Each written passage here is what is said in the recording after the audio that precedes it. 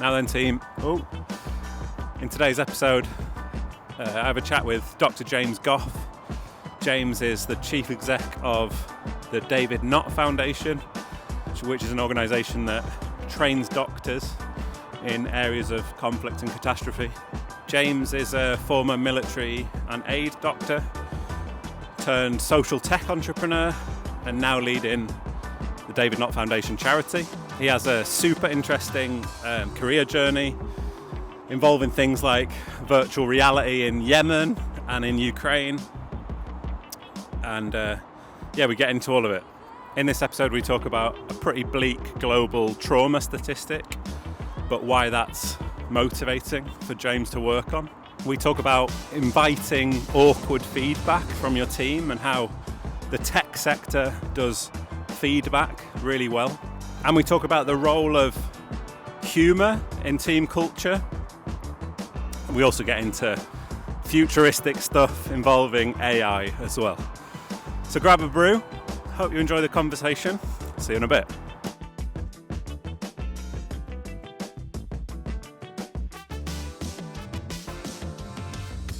A 1-minute intro to you. Who is James? That's a good question, because I don't really know, because actually, well, I'm someone who is not afraid to go somewhere where I have no understanding.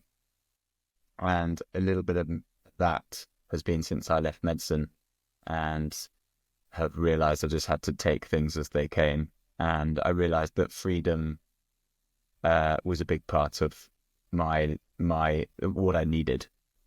And so I don't know how externally I'm described. I've never heard it done in terms of my profession or what I am or what I do. But I do know that freedom is a big part of the choices I've made since leaving the military. Why freedom? Can you tell me about the reasonings? I think I just realised I didn't fit nicely inside a box, and obviously being part of the military or previously the NHS, you're fairly restricted and your manoeuvrability is fairly restricted. And actually most organisations do restrict individuals in some way, shape or form.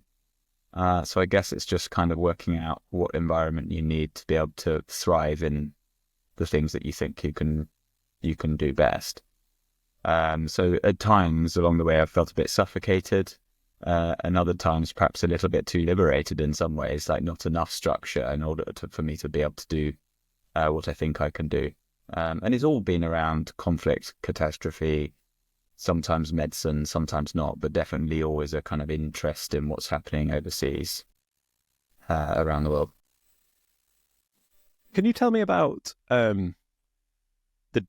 because I will come back to your journey straight after this, but just to set up the context sort of at the start, can you tell me about your current role and the organisation you're in at the moment? Yeah, so I'm chief executive of the David Nott Foundation. And the David Nott Foundation is a charity that was set up by David and Ellie Nott. David being a world-famous war surgeon, has been to every conflict and catastrophe going over the last 30 or 40 years. Ellie is a international relations and international affairs academic. And so very nice combination to set up an organisation like this. And so the foundation is focused on bringing safe, skilled surgical care to all corners of the world. Now we focus on areas of conflict and catastrophe and extreme austerity, because actually 5 billion people in the world don't have access to safe surgery. So it's rather a large ocean for them, and obviously don't want to try and boil the ocean, but we focus on those specific areas. And it was founded with Syria in mind. That's where David was. That's where they both focused on initially, but it's expanded from then. Yeah. So how have you ended up in this role? One of the reason I ask that is feel like there's often a sort of tried and tested charity sector journey to senior leadership, and from what I can gather, your track hasn't been that. So can you talk to me about your sort of career points that have taken you to charity leadership?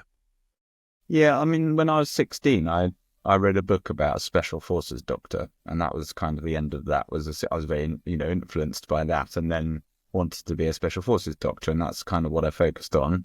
And I thought that by the time I got there, I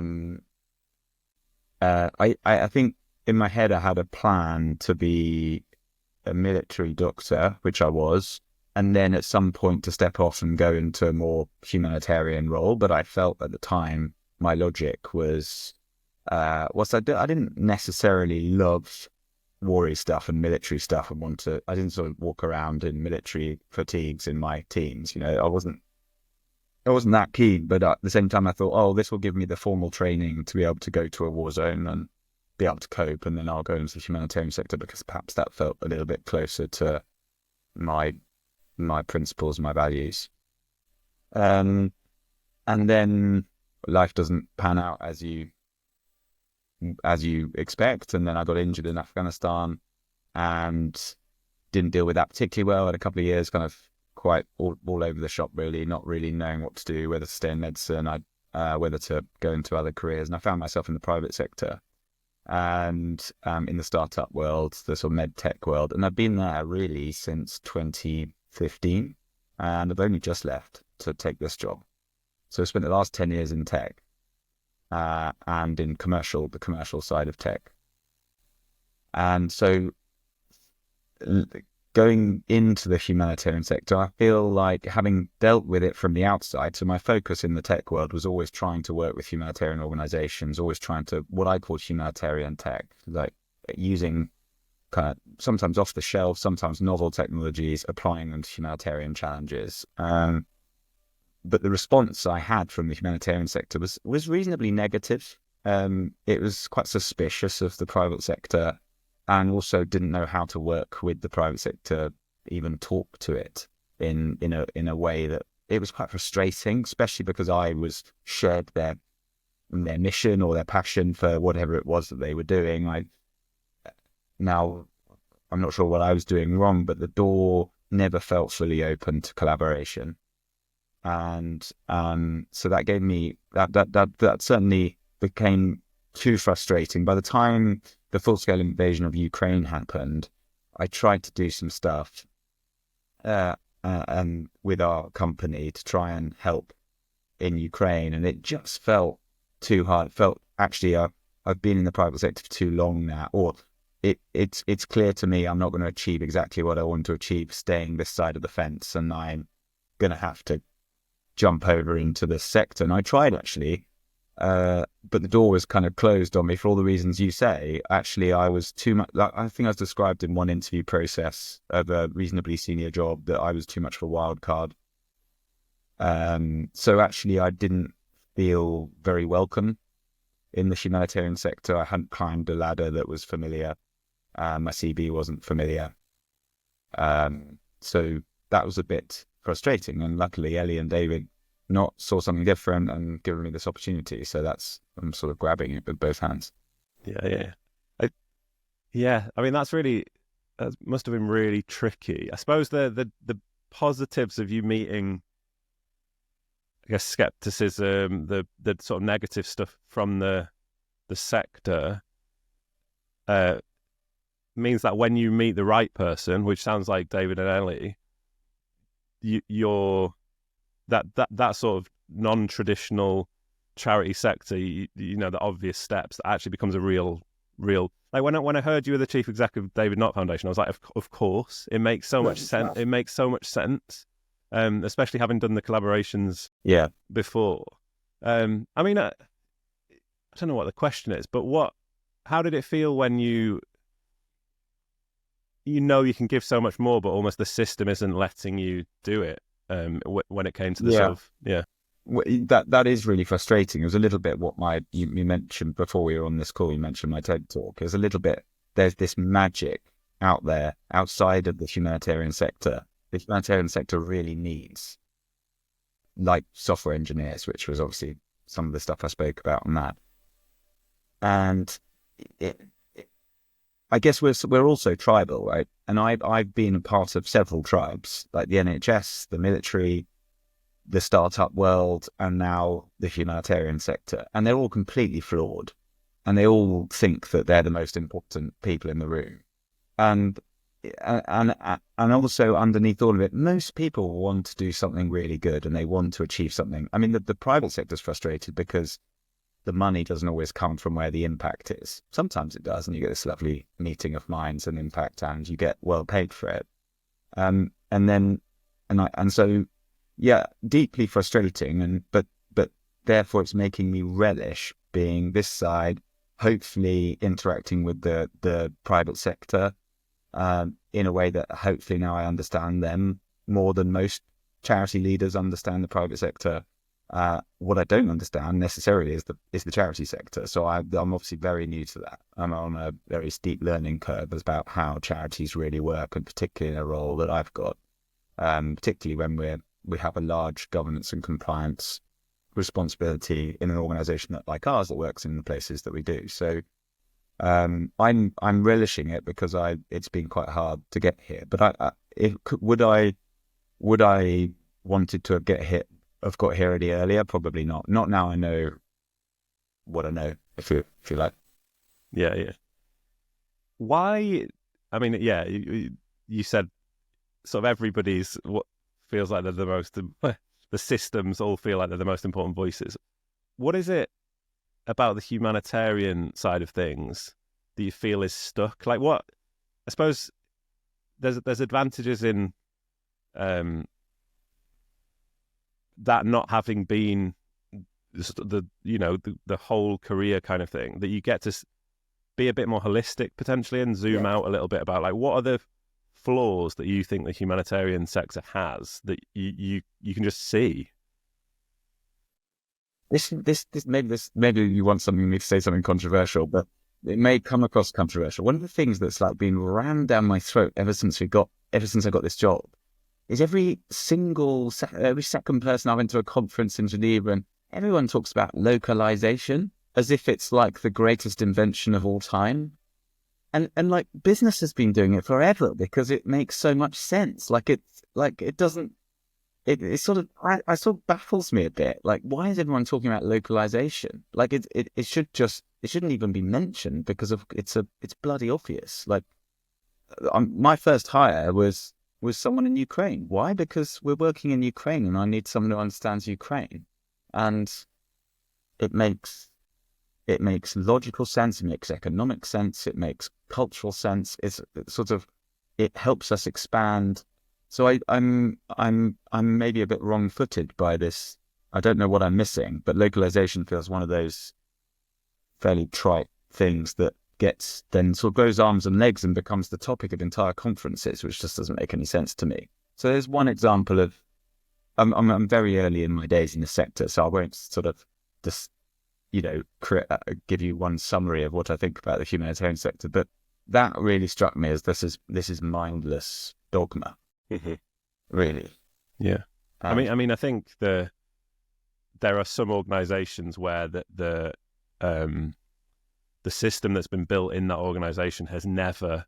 It has always been, we can do this really well from London kind of thing, or Washington or wherever. And actually, there's some organisations, David Nott Foundation being one of them, that it's just it is localization at its core. So you don't need to mention it. Like if you can't do the work that you do unless you work with local people. No, totally. And I mean, at the company I was at previously, we localized for different reasons.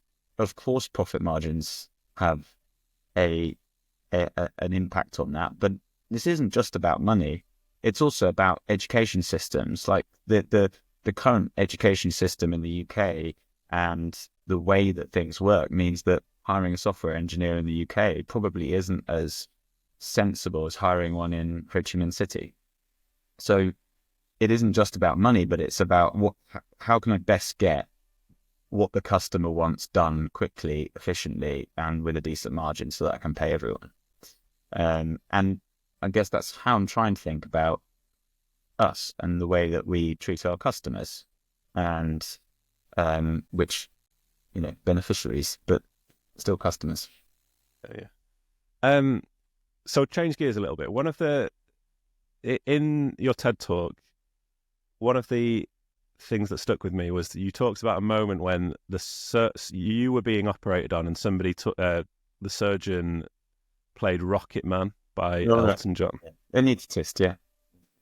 So there's a question there about there's a question there about team culture, which I want to get onto. But if you don't mind, are you able to give us the context of sort of why you were there, and then we'll move on to that? Yeah. So I was deployed with the Parachute Regiment, or what was the Parachute Regiment, later called Special Forces Support Group, and I was their doctor, and we were at a forward base, and I can go into details, but I got injured in a blast injury by a rocket, which was a British rocket.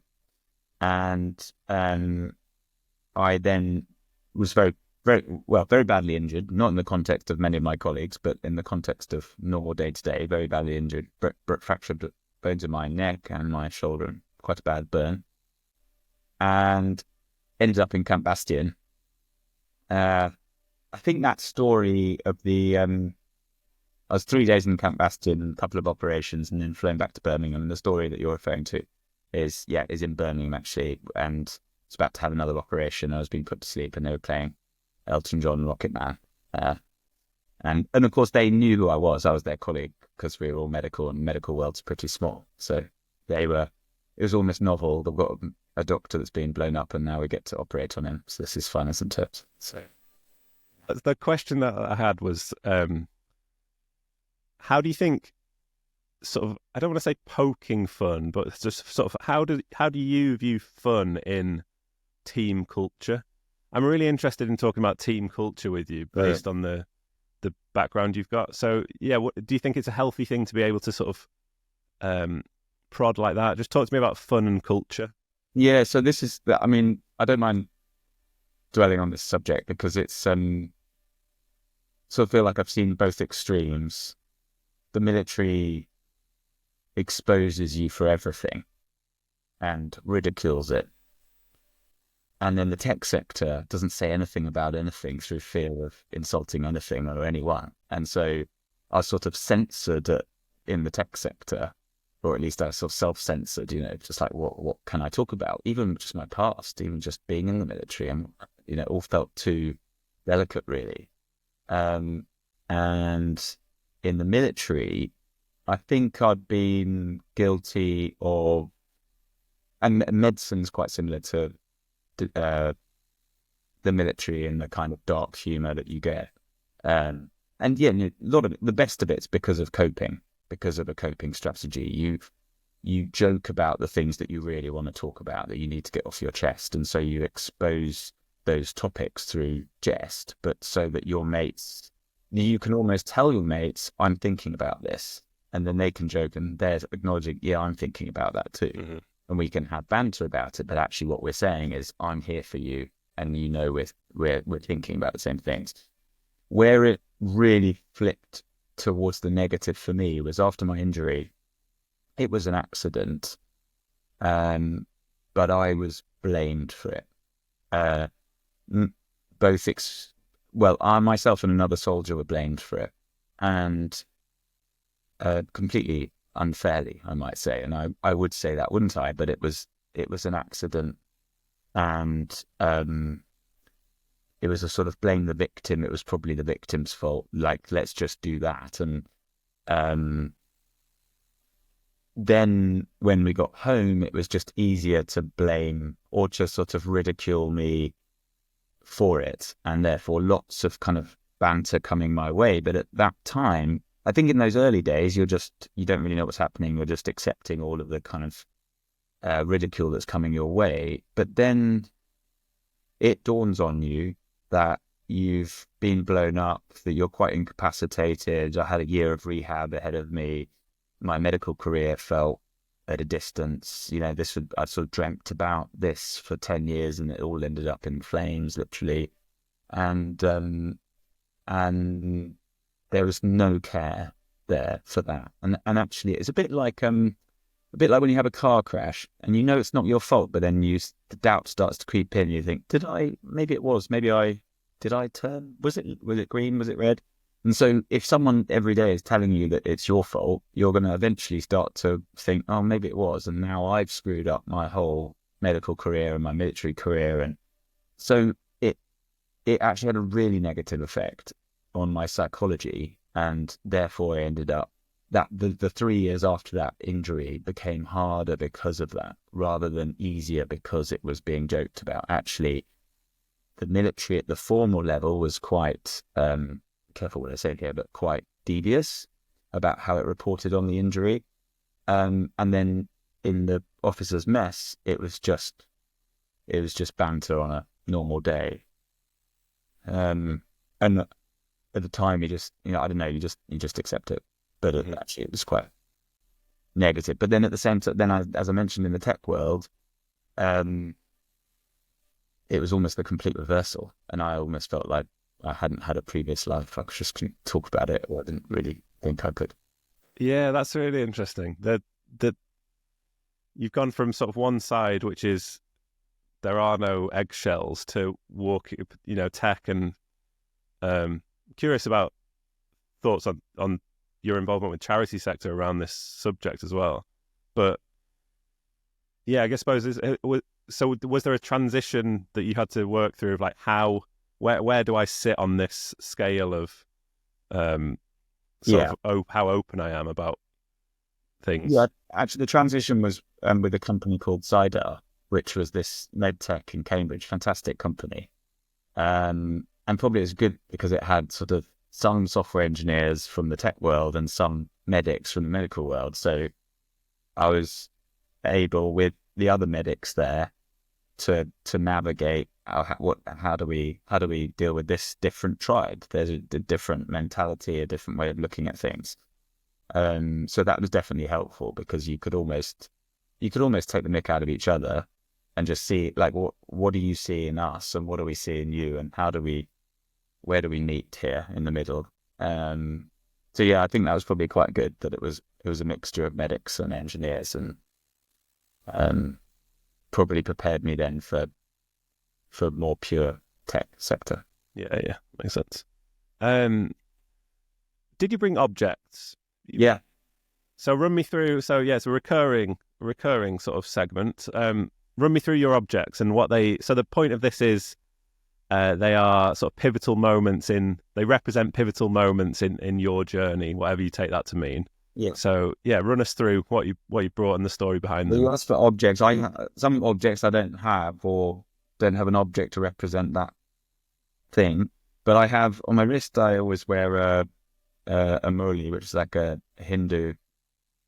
Not because I'm Hindu, but because when I was 16, my mum and dad set up a charity in the Rajasthan desert, and so that was quite powerful in informing me and my three brothers about the world outside of our privileged upbringing, about a completely different culture, about travel, about impact, about the way you can partner up with people in different parts of the world to help each other out. And last year, I was in India with my 8-year-old son, introducing him to India, and taking him to our partners out there. And so that's obviously very informative about what charity is, or even just indeed what being human is.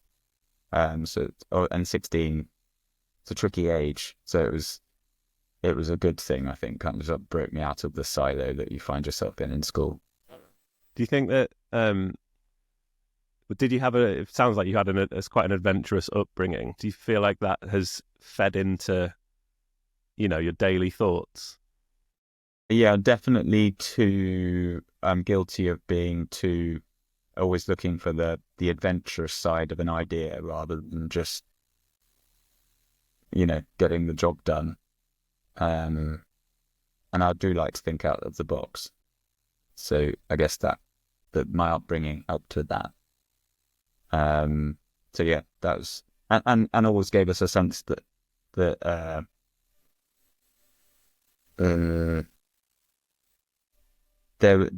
we should always have kind of giving as part of our daily life. Yeah. Yeah. My next object. Yeah. They're sort of in chronological order. I've got my parachute regiment beret for all the positive and negative reasons that I've just described to you, really, like the incredible experiences you get, and also the fairly hard life lessons you get from being in an environment like that. And so I've got a mixed relationship with the military in my head. It gave me a lot, and it took a lot away. So that sort of just reminds me of that. I mean, this is a massive question, probably an impossible question. When you look back on that time, what are the highlights that come to mind? What are the good bits that you look back on? Well, I mean, this sounds really obvious, but it's the people you meet.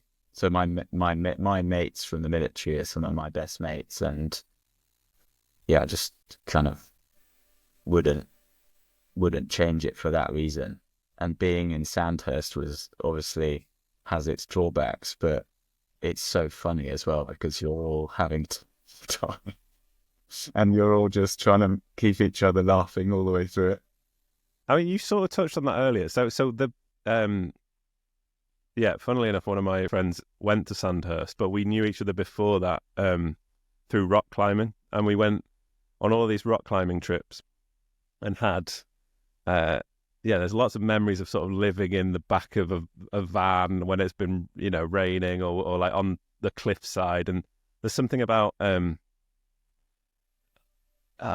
like challenging times actually leading to the strongest bonds. Do you feel that? Like, are the bonds that you made in that time because it was hard? Do you think that because they were sort of forged through hardship in a way, that's the reason that they're strong? In fact, I was talking about this with David Nott the other day, and Ellie Nott. We're saying actually it's time together has got nothing to do with it. It's about what you're doing in that time. It can be 2 weeks and you end up with a best friend for your life and you don't quite know why, but it really is this shared experience. So yeah, I mean, Sandhurst was vanishingly small amount of time compared to normal Sandhurst people. Doctors go that time for about 3 months instead of 11 months. But yeah, it's just these shared experiences. And I've got other best friends I've only done things with for like 3 weeks, but it was in such a ludicrous situation that you just, ties you together. And I'm sure that must be the case for so many people across the humanitarian sector, because of course there are some fairly horrific experiences that people go through or just deeply challenging. Yeah. Those there's something about that if you spend time with somebody for a couple of weeks and that leads to this, you can see them in 20 years time and it'll be like nothing's changed kind of thing. Yeah. There's a magic. I mean, the hardship in those moments is significant, but there's a magic in being able to, it'd be like nothing has changed sort of 20 years on. Yeah, and I'll mention this just because it's your podcast and it's important, I guess, that we talk about this. But there, in this group of friends, one of our mates, also a medic, he committed suicide, and this must be about 5-6 years ago now, and I just remember all of us standing together outside after the service, and I can't remember who said it, but one of us said that that could have been any of us. All of us know that we felt low at different times, and there was nothing about him that made it any more or less likely necessarily. So yeah, those shared experiences, as I said, that kind of dark humor to be able to let your mate know that you're having trouble or you're aware of a difficulty or a challenge. How important do you feel it is to be able to communicate, with trusted people if you're having a hard time? Well, each to their own. I'm not a sort of subscriber to we should all now talk about our mental health, even if you don't want to. But it's just making it very clear that you can, if you want to. And I mean, again, people say men are worse talking about it. Men are, are bad. But I think if you know your mates, you know whether the WhatsApp that you get back for them is normal for them. And so you just need to let them know that you can talk, even if some of your mates just don't want to talk. They just want to know that they can carry on going for a pint with you and a run with you and not talk about it. Yeah. All right. Object number 3. Well, I couldn't not bring it. This is one-shot immersive VR experience. It's just an Oculus headset with our little sticker on the front. And so one-shot immersive was the social venture I set up after joining the first startup. After 3 years, I went and wanted to sort of go back to a subject matter that I just love, which is obviously conflict, catastrophe, and with a mate who was actually mostly from a background like you, really similar background. So we were chatting in the pub one evening, and we decided that would be worth trying VR and seeing what 360 filming would look like and whether we could make a teaching aid. And so we set up the company, and we built a prototype, which was a kind of terrorist attack on the London Underground, and it gave us a chance to go around to different stakeholders and see if there was any interest. And one of those stakeholders was David Nott, so I put the headset on his head on like a Thursday, and he said, "Do you want to come to Syria on Tuesday or something?" It was mad. Like, it was just sort of one of those things where I thought, oh shit, I've got to say yes. I can't say no to this. So actually, it wasn't Syria; it was the border area with Turkey and Gaziantep and Rohanli and places down there. And we tested it on Syrian surgeons who had crossed the border for a course, and that was the end of that. That was the sort of beginning of that story, and both the relationship with David and Ellie, but also my fascination with the use of technology in those places where it's not the thing that comes to your mind first. Is right, what's the latest deep tech solution that could help this humanitarian catastrophe? Yeah. I mean, let's definitely get into this. I'm going to shift some of the order around, because so one of the things that, and correct me if I'm wrong, but you deployed this. So I suppose what we'll talk about is the idea of VR being a really useful tool, but really what I'm getting at is the ripple effect, and this is David Nott Foundation without VR, but also with VR, like the ripple effect of what happens when you teach people, and they can then teach people as well. So talk to me about very quickly adapting this to Ukraine. Oh yeah, with Ukraine, like all of us, felt very powerless, particularly as I was still in the private sector with no necessary mandate to be able to do anything in Ukraine. So I obviously had the prototype is actually quite useful, even though it's just a prototype. It showed how to stop the bleed. If someone's got their leg blown off or a catastrophic bleed in sort of battlefield medicine, it's not airway breathing circulation, it's catastrophic bleeding, then airway breathing circulation. And that in some ways is all you need to know in the beginning if you're a lay person, is just stop the bleeding. And the prototype, it actually just visually became very, very useful. So we made a 2D version, and then we just got it subtitled in Ukrainian, and we just pushed it out across YouTube.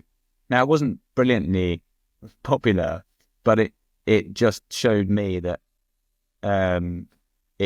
these things can get to the most random person, and if it's seen by one person, and in East Ukraine, and they're faced with someone with a catastrophic bleed, and that direct pressure in a tourniquet can help, then you're in a much better place than if you don't know that.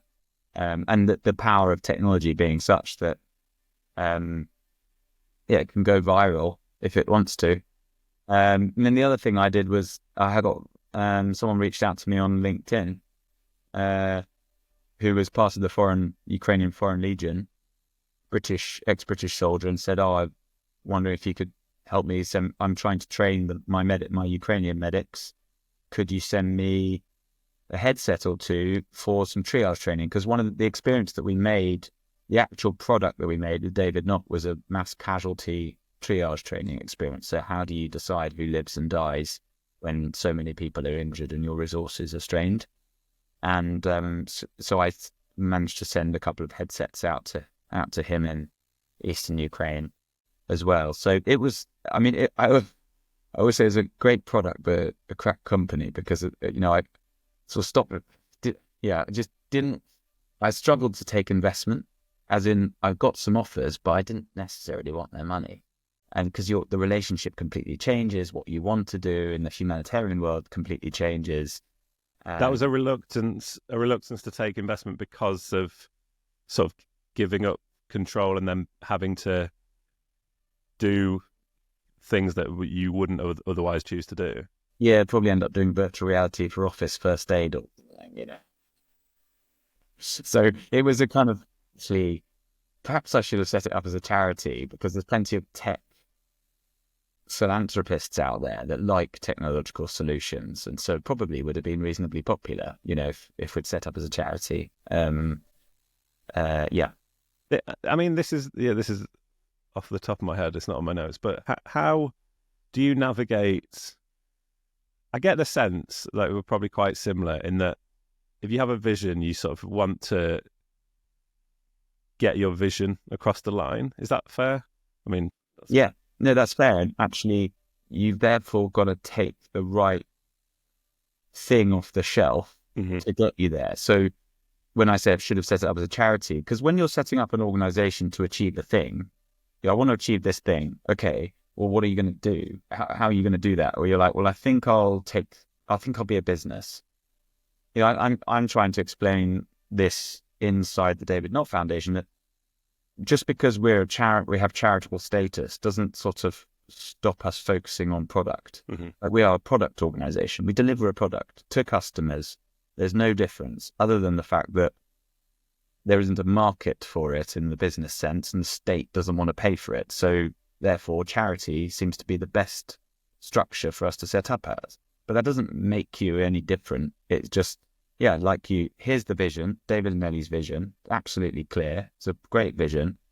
But if it had made more sense to set up as a business, that doesn't make it any different. Yeah. It just is the way to get that vision implemented. And that was probably my mistake, because I was quite idealistic about what I wanted the virtual reality to help. How do you protect, I suppose, the question I've got is, how do you protect your own vision? So less about David Nott Foundation, I guess. But if you have a clear vision, like when do you and don't you compromise on that? Good question. There's a really good book by Samantha Power,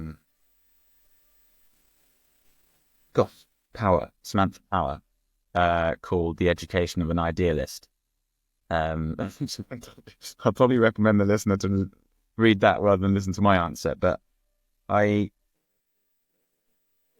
think I've become more of a realist. I spent a little bit of time at the Foreign Office for that.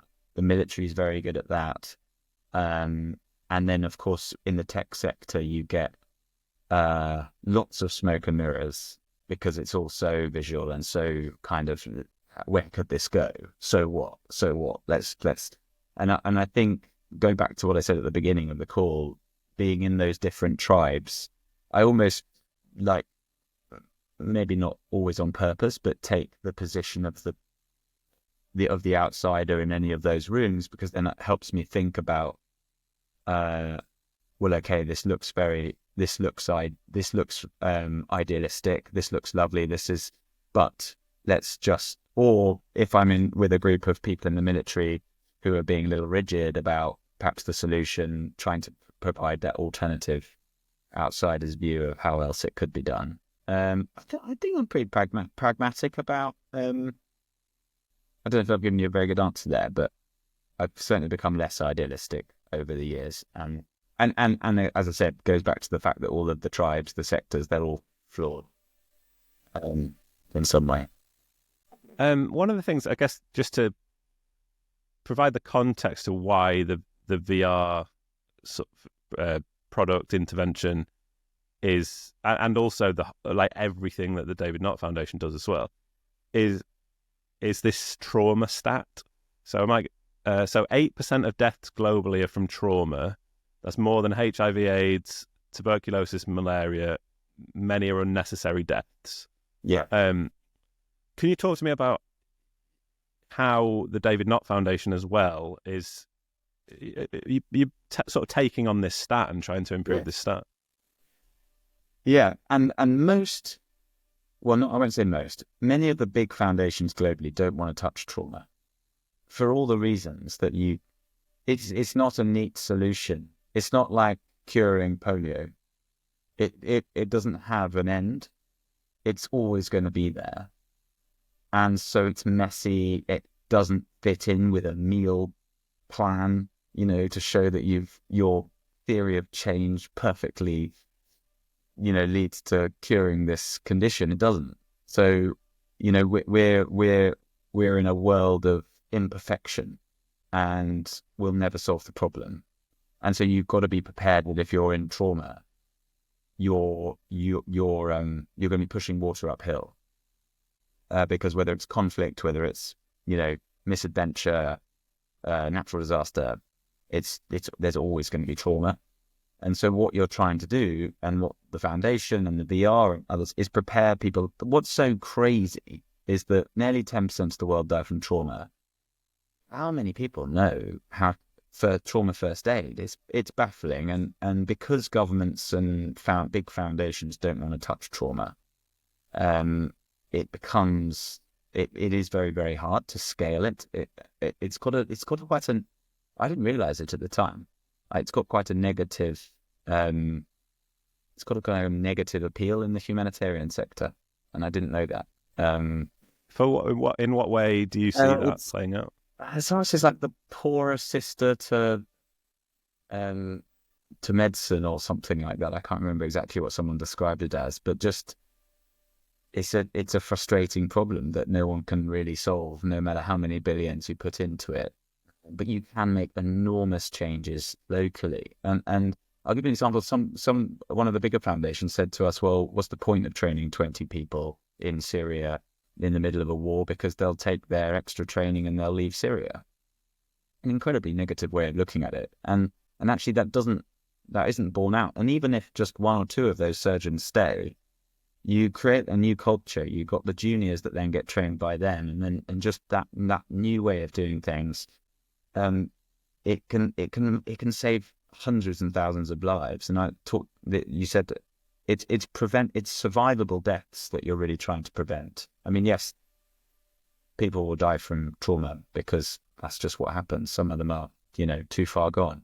But the survivable deaths, like my injury in Afghanistan, if I hadn't got picked up and taken to Camp Bastion, eventually I would have died. But I was a perfectly survivable patient. There was nothing really critical about it.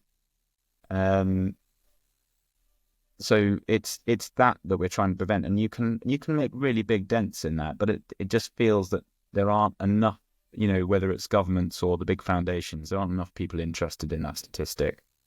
I don't think it's neat enough. Yeah. Is there any approaches that you can see where you make that a more enticing thing to be involved in as a funder or a government? Or do you think this is always going to be an uphill sort of battle, or not? Are there things I do. I mean, one of the things we've slightly got dragged in, well, not dragged into, that's probably a way of saying it, but it could be interpreted that we're an emergency relief organisation because we're in the trauma game, but actually we're not. We're a development charity. We're looking to develop capacity building in country, build long-term plans. And so where I think donors can really see kind of fruits of their generosity are in the long-term plan. So what we really see is integration with health systems and medical schools, postgraduate training, so that there's a massive deficit of within postgraduate medical training for trauma surgery of the type that we train for. And so if we can embed ourselves with that syllabus globally in different regions of the world, whether it's through medical colleges or medical schools, etc., then that's where you start to change, and you can then have more confidence that the surgeons that are operating on you have actually had some training. Because if you're a general surgeon, a surgeon that generally operates on the abdomen, let's for example say, you're not going to be, but as part of your training, you're not going to be learning neurosurgery. You're not going to be learning to deal with someone who's been shot in the head. You're probably not going to be able, certainly in the UK, you're probably not going to do a C-section, a cesarean section on a pregnant lady. And so, but some of our training would take that surgeon through that. So in extremis, those operations that are really, really needed, they can actually turn their hand to. Yeah. And so to be able to do a cesarean section is enormously powerful. I mean, there is a maternal death every 2 minutes. That's mad. And so we think some of, for example, our obstetrics training of surgeons, regardless of what surgeon they are, is really, really important. Yeah. Have you seen, I think Train the Trainer has been a thing since the sort of start of the David Nott Foundation, hasn't it? But have you seen, I just don't remember reading, my research goes back to I'm trying to think about the book, which I read a while ago, but have you had any progress or seen any signs of syllabus influencing that's happening? Well, you mean syllabus in different countries? Yeah. So if the goal is to, we just make this part of the system, have you seen it become part of the system now? Outside of the David Nott Foundation programs? So without sort of implicating any system, but definitely, I mean, a lot of these systems are broken. So it's hard to know that we've been formally integrated. Mm-hmm. In Syria, though, we've trained nearly 300 surgeons, and many of those surgeons are there today and are going to be heavily involved in building the new health infrastructure of the new Syria. And so that's Syria. And I mean, obviously, with all the caveats and caution, but Assad is gone. I mean, of all the potential pitfalls of a new regime, like, he's gone. That's fantastic news. And there's a new opportunity to take some of the lessons. I mean, for instance, in Idlib province, some of the health infrastructure that was quasi-governmental is just absolutely extraordinary, building systems when there isn't one. In Ukraine, obviously, it's a lot easier in the sense that it's a more binary conflict, and there's the Ukrainian state and its medical systems are all still functioning, and we can work with them closely, and we can start to sit down with them and think, what happens in 5 years to postgraduate training? What happens in 10 years? How many surgeons are needed? All that kind of thing. So that's good. And then in Palestine and other countries, it might be that someone says, well, for surgeons to work in this department, I want them to have done the David Nott Foundation course, please. And so we've had that as well. So sort of departmental leaders have said, well, look, great, I want you as a surgeon in my department, but I want you to go and sit the HEST course with David Nott Foundation first, and then I know that you've at least got the training you need. Yeah. Quickly talking about Syria, what are you hearing from sort of contacts and partners in Syria about, what's the state of mind right now? Well, I haven't caught up for a few weeks, but it was just euphoric. Like we had a faculty day just before Christmas where we invite all of our sort of surgical leads for different parts of the organization and to talk through syllabus and the year coming, and just to hang out, obviously. And many of the Syrian faculty who were supposed to be coming, who are in the UK normally working in the NHS, were like, sorry, I can't come. I can't come now. I'm in Syria. I've gone to see family I haven't seen for 13 years. And one of them dialed in, and he was just like the happiest man I think I've ever seen. And he was just like, I'm in Aleppo and I'm eating ice cream. So much ice cream. And it was just lovely. Like, just there's just optimism. I think there was just hopelessness with Assad, and at least with this, there is some hope. Like, obviously there's, tinged with caution, but hope. And imagine not being able to go to Damascus and see family and friends. And so I think also I've seen a slight turn now though to, but what are we going to do? So quite a few emails in my inbox from Syrian faculty and our partners saying, okay, now the rules of the game changed. There's a new environment here. What's the plan? Because there's so much work to do.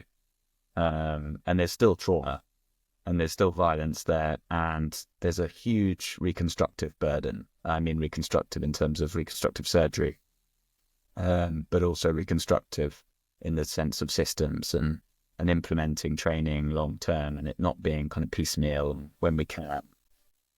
So I think Syria is going to be a fascinating 2025. Yeah.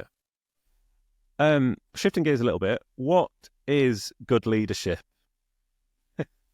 Don't you slightly get a little bit, do your eyes roll when you see like a leadership course or something like that, or a leadership book or something? And obviously I'm just 6 months into this role and I've realized I'm supposed to be leading. I think where I have been led most effectively is when that leader has created and managed a culture for me to work within and do what I want to do within it, like achieve what my goal that has been set by that organization or by that team, that rugby team, or whatever it is that I was in. But I think it's about creating and managing a culture. Because all you're trying to do is enable people to do their jobs. In some ways, you're trying to make yourself redundant. Someone the other day said to me, but if you hire them, what are you going to do? I was like, well, then that's exactly the point, right?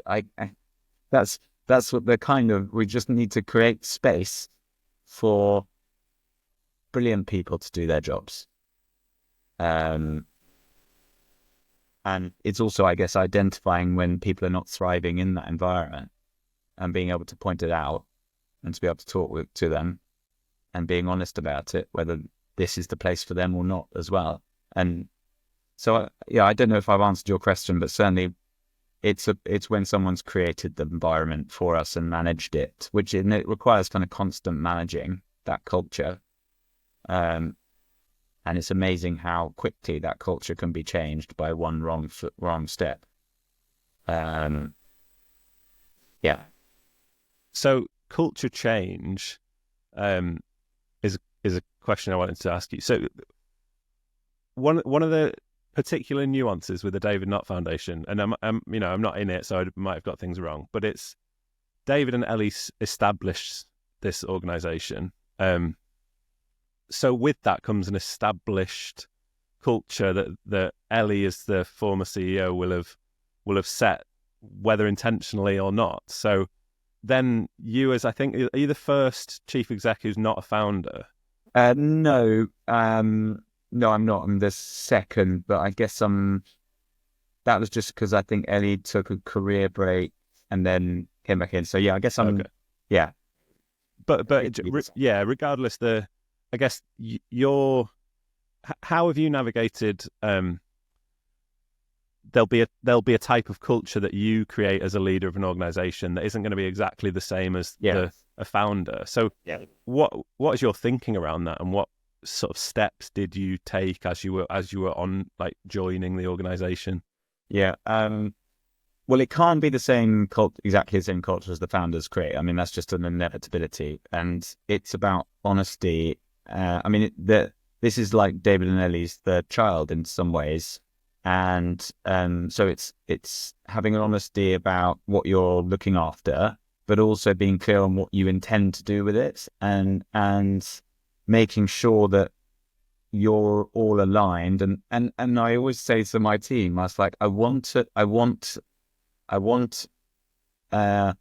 there to be some awkwardness. I want us to have those meetings where it's awkward. And that's the same with Ellie and David. Like, I'm going to say something that's going to be awkward because it's going to fly in the face of maybe what you thought or think. And that's the same with the team in the office. Like, I'm going to make you feel awkward now because I'm going to say something that perhaps doesn't quite work today or fit with your idea of what this organization should be. And so I guess being in this, I've got to, in some ways, unpick the foundation from the founders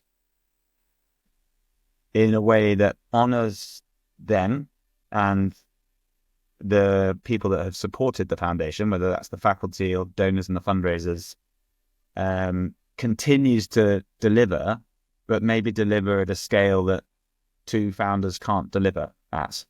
And so there are loads of examples. Most charities come from founders, right? And then they, go back to most of them and it's a single person or a single pair. And it's just, and so my mentor has actually been through that journey. My CEO mentor has been through that journey as well. And I want to change the culture because it needs to change, because I can't, otherwise it ends up being a kind of,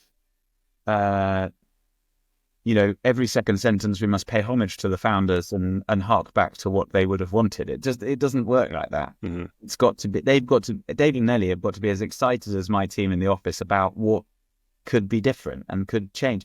And so I just spend a couple of hours with both of them every week because they're absolutely heavily involved in the strategy.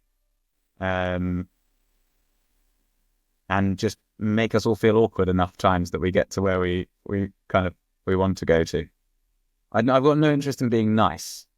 It's about, I was on I think it was the lady that founded Bumble, Whitney Wolf. Is it Whitney Wolf? Yeah. She said there's a difference between not being nice and being kind, and I really buy into that. The kind thing to do is to be really clear about what your ideas are, how they maybe butt up against things that have been done before. And I've got a fantastic team here, and a fantastic faculty all around the world. It's a dream job, really. For some, but it's just trying to tie all these little bits together, and articulate where I think we can go.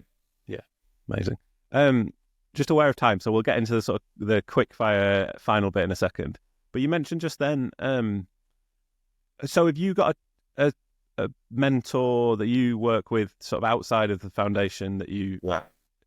Can you talk to me about that and the value of it and how you've found it? Yeah, it's early days, so we've had 4 sessions, and session sounds very formal. Actually, I just rather informally approached him, and it's still kind of informal, but it's implied that you're my mentor, and every 2 months we're meeting. And I knew I needed it, and number one, it's my first CEO job. Other than founding my own thing, it's not the same thing. And it's obviously my first job in the sector. So I've got a very steep learning curve. And this was someone who both I admired them individually, but also the organization they'd created or had been a part of creating. And so yeah, every couple of months, and in the beginning I was a rabbit in headlights, and the last session was more around, okay, here's my strategy, this is what I'm hoping to do, and this is my idea around it, what do you think? And yeah, that's been really helpful. Priceless, really, because it sounds cliched, but it is quite lonely. And there's no one sort of sitting down with me saying, how can we develop you? What's your development plan here? So can you touch on the loneliness piece I feel like it's certain roles that are lonelier than others. Is this the first role you've had where you felt that? Or just talk to me about your sort of what you think of when it comes to work and that word.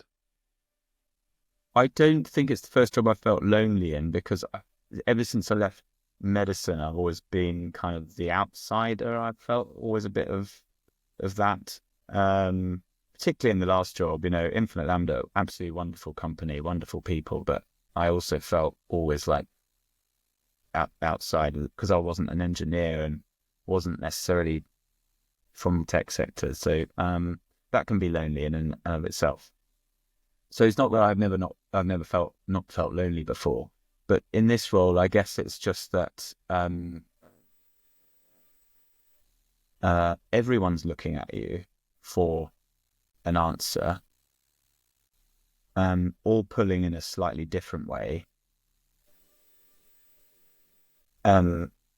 usually being nice to you, not necessarily kind, but nice, because you're probably their boss or they need you to do something for them. So you're not necessarily always getting the cold, hard truth, but also there isn't that many directions to turn in to go and sit down with them and tell them exactly how you feel. And so at least with a mentor, I can say exactly how I feel. And that's pretty important. And I think kind of it's difficult in the early days as well when you join, because you need everyone to tell you what's going on. And as I said, everyone's being very nice to you, but that's not always that helpful. Yeah, I mean, I can sense it that you want I get the sense that you'd rather have, like, yeah, just as you will have this idea of uncomfortable, like, let's raise uncomfortable things because actually it's probably a good sign that Right. you getting things that might be uncomfortable is probably what you're seeking. But in this role, it's probably quite easy to be sort of by default surrounded by, yeah, but you're the boss, like people who are saying yes a lot and maybe aren't giving you the sort of rawness of feedback that you might want. So how do you counteract that? Because you've recognized it. So how do you ensure that the feedback you are getting from your people across the organization are, it's legitimate feedback and it's not just trying to be nice? Yeah. So, and this is something I learned from the tech sector. The tech sector is fantastically good at giving feedback. It changed. The medical world is terrible at giving feedback. Matthew Syed wrote a whole book on how awful the medical world is at, being honest about its failures. The tech sector is brilliant at giving feedback. And so I think, I'm not going to get an honest response from one of my colleagues if I'm not also kind enough to give them proper feedback. So it's about creating a culture of feedback. And I think that's why I'm trying to emphasize, tell me the thing you don't want to tell me. And, I'm okay with that, to tell me how good or bad you think I did then. And I guess it's only going to work if we bring in that culture that the tech sector does so well. I mean, at least it's better in the tech sector than I've seen it anywhere else. Maybe that's because, the tech sector's not nice. It's not just lots of nice people. But it's kind. It's a kind sector, and it's ambitious and it's visionary and it wants to get stuff done. So yeah, I think I probably have got to own that desire for honest feedback myself by sort of starting it. Yeah.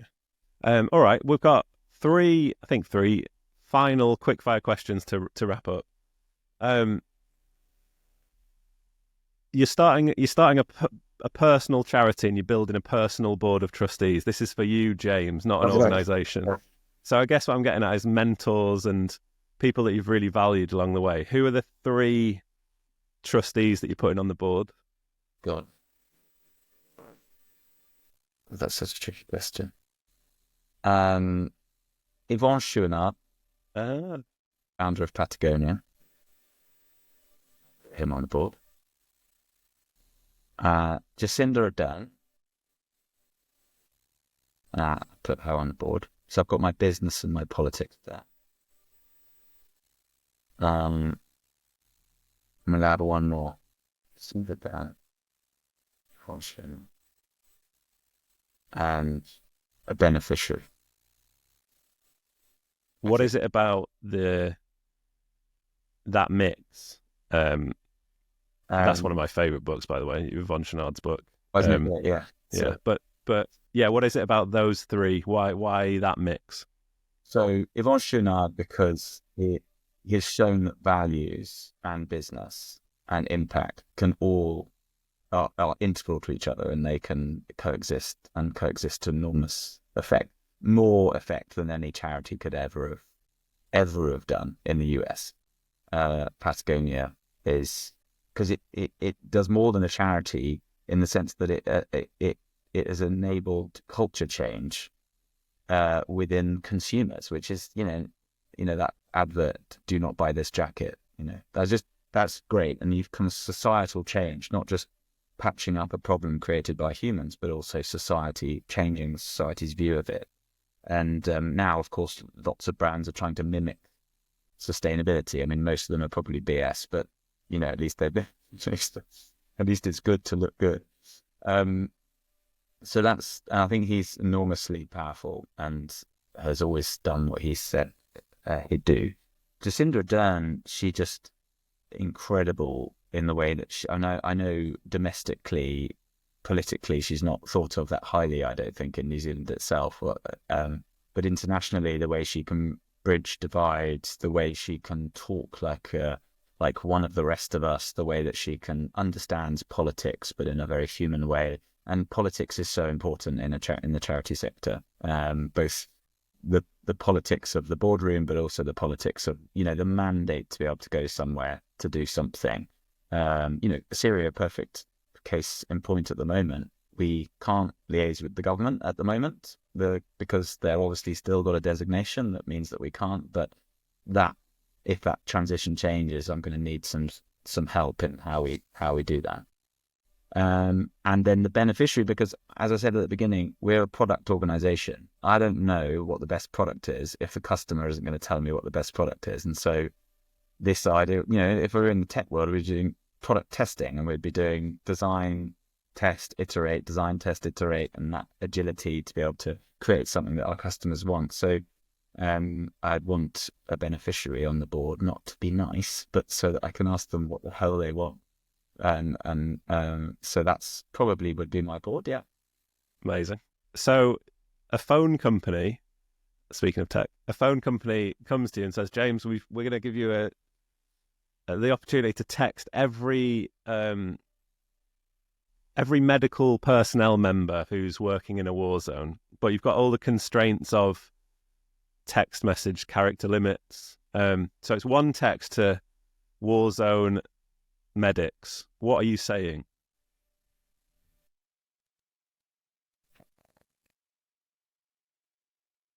Here's David's number.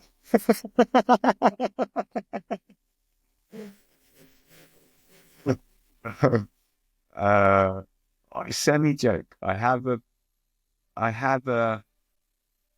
So WhatsApp has just integrated OpenAI, right? And WhatsApp. I want to be able that service needs to exist where they can text that number that may not be David, but be David and AI. Interesting. So that's I've let out cat out the bag now. But the reason is because I can't do this on my own. So if Sam Altman is listening to this podcast, or any of his buddies in the AI world, I want them to help me make the AI war doctor. Mm-hmm. Amazing. I'm not sure they are listening. Soon, season 2. I can totally see it. Yeah, a quick text, you get the immediate. Yeah, it's awesome. All right, final question. What have you learned about human resilience throughout your career?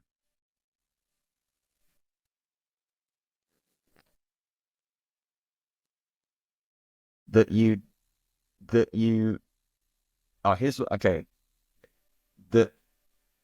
don't have it or not have it. You sometimes have it and you sometimes don't. At least that's my experience. So at times I've been surprised at my resilience, both because I've had it and also because I haven't. Last year, my wife was unwell, and I found it really hard to be resilient enough to get through it all.